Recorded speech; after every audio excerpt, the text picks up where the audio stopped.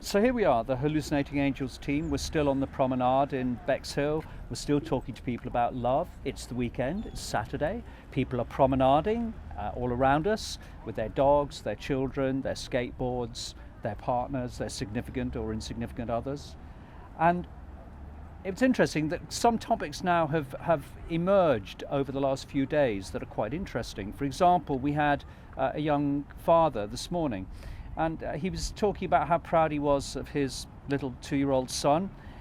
And then suddenly he became really quite eloquent about his concerns about the environment, and realizing that he brought his son into this world in which clearly we have a lot of problems with the environment.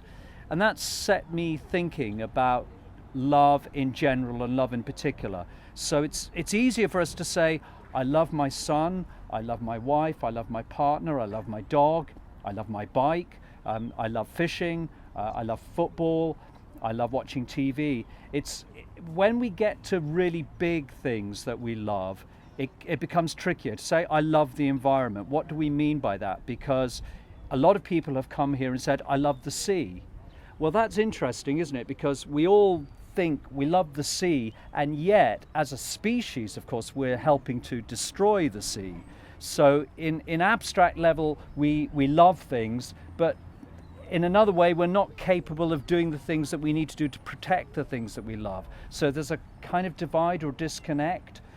We want to be connected to nature, and yet most of us are not environmental activists. Most of us are not going out protesting about what we're doing to the planet, what we're doing to the earth, what we're doing to the oceans. So I wondered really if there's another level of love in a kind of, we love the things that we think we ought to love. Of course we ought to love our children, but at the same time we have to be aware that we're bringing them into a world in which many things are a problem. And one of the things that the young guy said this morning that really struck me was his guilt was about that his son would grow up into a world with massive problems by the time that his son was an adult, and certainly reaching an old age. Who knows what state the planet would be in? So the question really is, when we say we love, what are we willing to do to fight for the things that we love? And then that becomes another question entirely.